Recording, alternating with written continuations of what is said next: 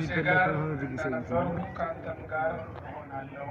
አባታችን አቡነ መቃርዮስ የምዕራብ ካናዳ ሀገረ ስብከት ሊቀ ጳጳስና የቅዱስ ሲኖዶስ አባል፣ ክቡር መምህር አባ ለይኩን ቆሞስ የዚህ ታላቅ ሀገረ ስብከት ዋና ስራ አስኪያጅ፣ ክቡራን የሀገረ ስብከቱ የልዩ ልዩ መምሪያ ኃላፊዎችና ሰራተኞች፣ ክቡራን የአድባራትና የገዳማት አስተዳዳሪዎች፣ የተከበራችሁ ሊቃውንተ ቤተ ክርስቲያን አባቶቻችን፣ በቀለም የወለዳችሁን በሃይማኖት ያነጻችሁን መምህሮቻችን፣ በዚህ ጉባኤ ላይ በልዩ ልዩ አገልግሎት ያገለገላችሁ የሰንበት ትምህርት ቤት መዘምራን፣ ወጣት ህብረት፣ እንዲሁም በጉባኤው ላይ የታደማችሁ የእግዚአብሔር ቤተሰቦች፣ እግዚአብሔር ለልጅነት እግዚአብሔር ርስቱን ሊያወርሳችሁ እግዚአብሔር መንግስቱን ሊሰጣችሁ በመንግስቱ ሊሾማችሁ የጠራችሁ የእግዚአብሔር ልጆች ምዕመናን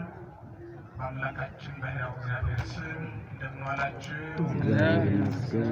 ድምፃችሁ እንዳያንሳዳ እንደምን አመሻችሁ? እግዚአብሔር ይመስገን። እንደምን ሰነበታችሁ? እግዚአብሔር ይመስገን። ለዚህ ያደረሰን እንዲህ ምድር እስኪጠበን ድረስ በስተን እንድንገኝ ረዳን።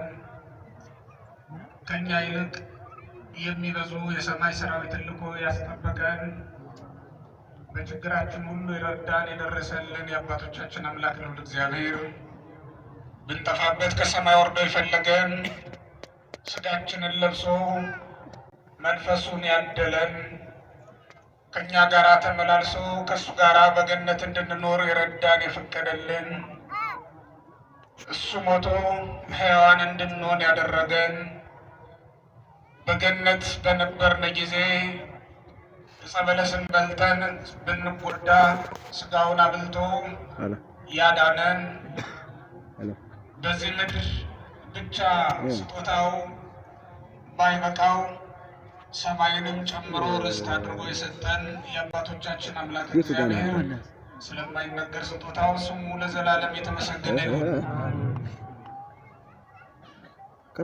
ቃል ከዚህ በኋላ አብራችሁ ከኔ ጋር እንድትሉት እንዳትረሱት ነው የማናግራችሁና በኋላ መጨረሻ ላይ እንደማትረሱት እርግጠኛ ነኝ። ከሙሴ ጋር እንደነበሩ ከሙሴ ጋር እንደነበሩ ካንተ ከታች ጋር ከላይ ነው እንጂ እሆናለሁ። ከላይ ኮሎ ያለ አይደለ? መብራት መጽሐፈ ፓውዛ ኢያሱ ያለው ፓውዛው የሆነ እንደ ቃል ምዕራፍ 1 የተጠመጠመችላቸው ፓውዛ ያለው እንትኑ ፖሎ ዛሬ የተጠመጠመ በመጽሐፈ ኢያሱ ምዕራፍ 1 ከቁጥር 1 እስከ እዛ 5 ድረስ እኛ ያለው ካለንበት ነው አለ የምንማረው የቅዱሳን አምላክ እግዚአብሔር በመካከላችን ተገኝቶ እንዲያስተምረን ቅዱስ እዚህ እኮ ነው ፈቃዱ ተሰብስበን ይሆንልን። ያለነው እኛ። ቀደም ሲል ያስተማሩንን መምህር ኢዮብን እንዲሁም ደስ በሚል የምሬ ነው። እነዚህ ሰልፍ ተስፍሽ ምናምን ደስ በሚል አንድነት የዘመሩልንን የሰንበት ትምህርት ቤት መዘምራን መቀመጫ አለናት ሁሉ ቃለ እኛ ሕይወት ጋር ያሰማልን። በሰማይ ከሚያገለግሉ አገልጋዮች ጋር ከፖሎ ልክ ፖሎ ጋር ሲደርስ የሚያገለግሉበትን እድል እኔ ያለው ይስጣቸው። ብድግ ብላ ሙሴ ከሞተ ፖሎ በኋላ ጋር ከፖሎ ጋር ነው ፖሎ እግዚአብሔር የሚወራበት ጋር ለሕዝቡ ሌላ መሪ ማዘጋጀቱን በመጀመሪያ የነገረው ለኢያሱ ነው። እግዚአብሔር ሙሴን ሕዝቡን እንዲመራ ሕዝቡን እንዲያወጣ የጠራው ከምድያም ነው፣ ከሌላ ሀገር ማለት ነው። ሕዝቡ ያሉ በግብፅ ነው። ሙሴ ደግሞ የሚኖር በምድያም ነው። ከምድያም ጠርቶ ሕዝቡን እንዲያወጣ ወደ ተስፋይቱ ምድር እንዲያገባ ነገረው። እግዚአብሔር የፈቀደለት ቀን እስኪያበቃ ድረስ ሕዝቡን ሲመራ ሲመግብ 40 ዘመን ኖረ። 40 ዘመን ቆይቶ እሱም እንደ ወንድሙ እንደ አሮን በ120 ዓመቱ ይበቃል ተባለ። የሚያርፍበት ጊዜ ሲደርስ ለመሞት ወደ ሞዓብ ተራራ ውጣ ሲባል ሙሴ እምቢ አላለም። ምን ለማለት? ለመሞት ውጣ ነው የተባለው። ምን ለማለት? ለመሞት ወደ ተራራ ወደ ናባው ተራራ ውጣ አለው እግዚአብሔር። በዚያ ትሞታለህ ሲለው እግዚአብሔር ወዳዘዘው ስፍራ ተጓዘ። እግዚአብሔር ካዘዘን ወደምንሞትበትም ስፍራ ቢሆን መሄድ ይገባል አይገባም? መሄድ ግዴታ ነው። ሙሴን እግዚአብሔር ያዘጋጀለት የመቃብሩ ስፍራ በዚያ ስለነበር ወደ ናባው ተራራ ጣለው፣ ወጣ። ከሕዝቡ መካከል ለይቶ ነው እንዲሞት የፈቀደና ከሕዝቡ ለይቶ ወሰደው። ከሕዝቡ ለይቶ እንደባረከው ከሕዝቡ ለይቶ በሞት ሸኘው፣ በሞት ወሰደው ማለት ነው።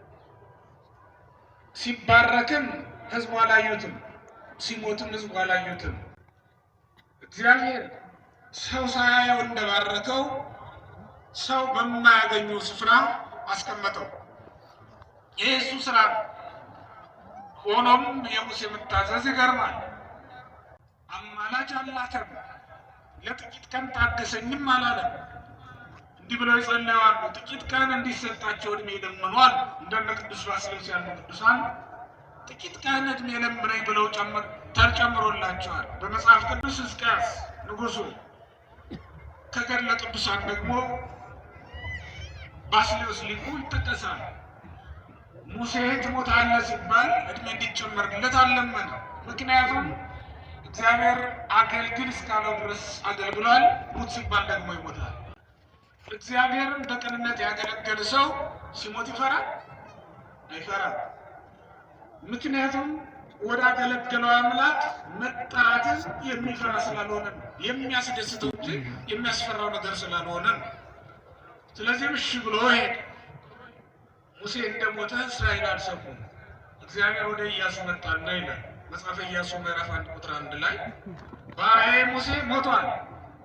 ከዚህ በኋላ አንተና ሕዝቡ ወደምሰጣችሁ ምድር ይህን ዮርዳኖስን ተሻገሩ፣ ሂዱ፣ መንገዳችሁን ቀጥሏል።